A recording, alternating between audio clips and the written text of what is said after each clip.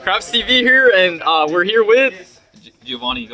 Yeah, so this guy swept locals. He won our sneak peek. I lost to him in the finals, so congrats to him. Tell me, what deck did you play today? I played Magnet Warriors. All right. Magnet Warrior Fiendsmith. Yeah, like that deck cooked me. It beat me through. I even shifted him. He still won. All right. Yeah. So show us the goo. Yeah. So we play 3 Conduction Warrior Linear Magnum plus minus. This guy's basically a better circular because he's dumping 2 guys from the deck, hand or field, to summon itself. So it doesn't even activate. And then on just on the field, it can target another rock monster, gain half the attack of it. And then it's a mandatory effect. If it gets popped, you just add it back to your hand. It doesn't really come up, but it's just there. And then we also played 3 Duotarion. Duotarion just basically searches you a bonding spell, and then we'll get to the bonding spell that we're playing. But this is all part of the 1-card combos. And then 3 Beta. Beta's just Stratos. It's important because it's going to search your Poly guy, and your Poly guy gets you into your engine. But the other effect that it has is that on your opponent's turn, you attribute it, summon a level 4 Magnet Warrior from your deck. And it's not a once per turn, or hard once per turn. So if you have 2 on the field, you use both to tag out your opponent's turn. And Poly guy here, him on summon, on normal specialment, you dump a level 8 Magnet Warrior. It comes up sometimes in case your fusion gets interrupted, but the main effect that you're using this is just to reveal in hand, Poly with itself, and another rock from your hand or field. And then it has battle protection as well. It doesn't really matter, but it comes up protecting your IP.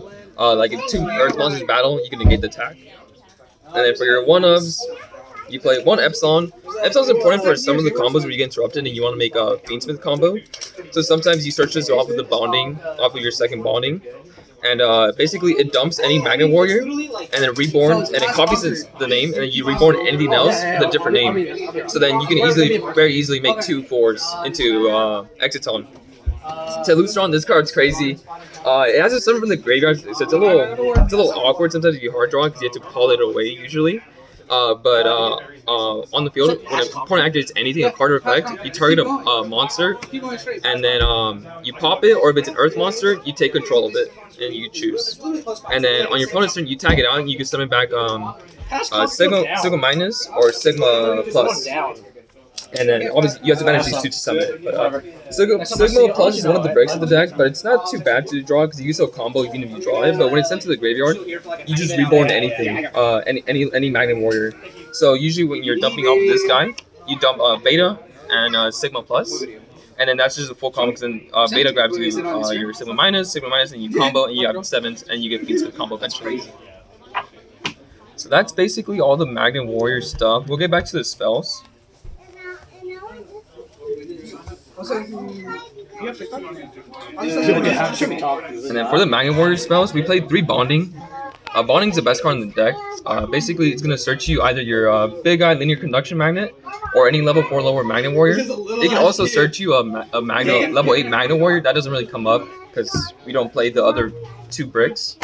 And then the fusion is the best effect in my opinion. You can shovel back from your graveyard, your banished, your field, your hand. And then you can make any rock fusion or earth fusion, and so it's not limited to the regular guys. So you can make the Ocean Field, the new TCG exclusive, and then you also play induction in case you get interrupted. You can search this off of the fusion, and then like I said, sometimes you need 2 4s to get in Fiendsmith, and then this gets you the 2 4s. And then against Vanquish Soul, it actually comes up because it has card destruction protection. So your guys can't be destroyed by card effects. So it checks the Raisin, it checks the Trap, Snow Devil. It comes up in random matchups where pop protection is needed.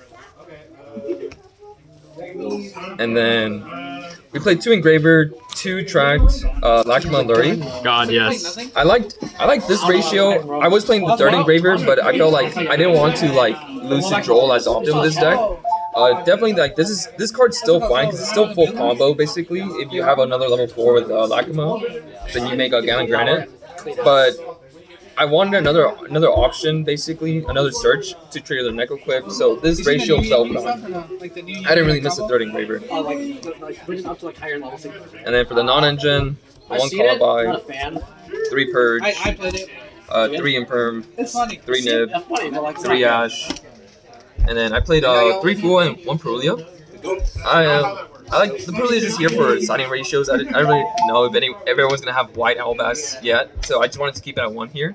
But otherwise, I feel once everyone gets their white Albasses, I'll probably bump this up because this card's still really good. You don't really have to normal summon, and so you get an extra normal summon, so you could opt in not just normal summon a hand Charmy, and that's half the materials for Gallon or Exiton, and it works out pretty fine. So that's the main deck. Main deck was 42 cards. I just put in the Callby and the Prulia. That's the 42 cards. And then for the extra deck, if you're playing the Fiendsmith, it's very tight, but I think it's well worth it. For the Magnum Warrior stuff, you play. I didn't organize this. 2 Magnum Warriors here. This one, he's a Earth Floodgate, so he turns everything on the field Earth, so that's how Toulouse-Ron can sometimes steal your opponent's guys. And then on Fusion Summon, it searches a magnet spell, so it can search Induction or Bonding. It gave me search a field spell, you play the field spell though. And then you play the TCG exclusive. This card's crazy. This card, you bounce back any Earth that you have, and any card your opponent controls at any time. And on summon, you just summon back any rock from your graveyard or your hand. So sometimes it comes up to OTK with Nib. You just summon Nib, and it's just 3,000 plus this.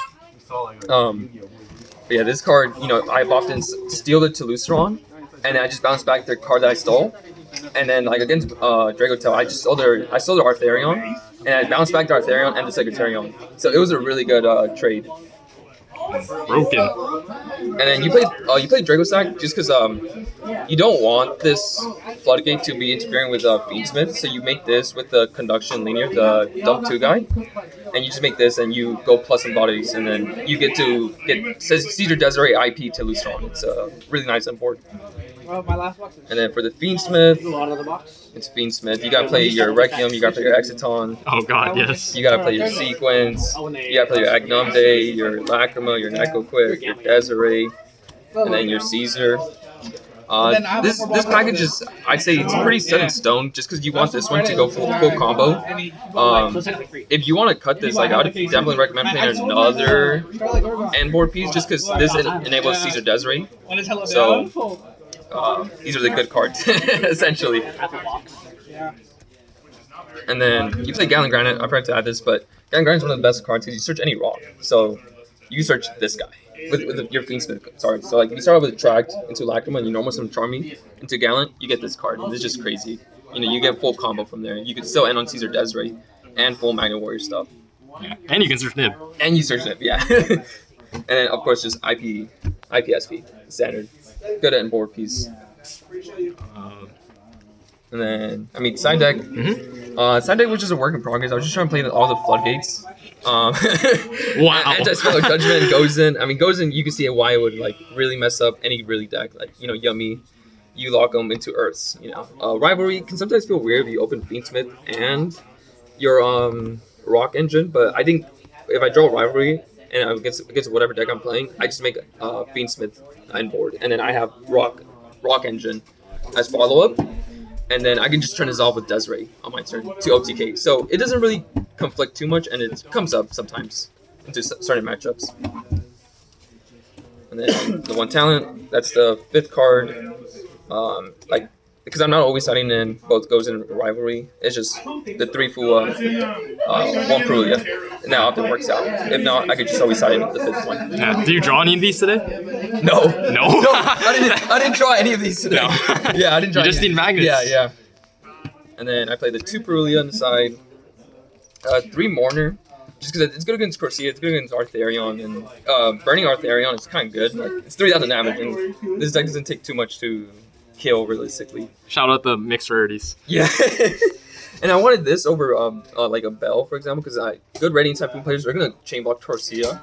So it's like, I would say play Baylor, but then they could go draw phase, summon the Corsia, and you can't really Baylor the Corsia and draw phase. And then of course 3 evenly. It's evenly. It's one of the best board breakers right now. And then 2 draw. That's it. All you can play. All right. Any last shout outs? Shout out Fernando. Shout out Ruben. Shout out my girlfriend Estefania. And shout out Vanovich. All right. Well, CrabCB signing out. Peace.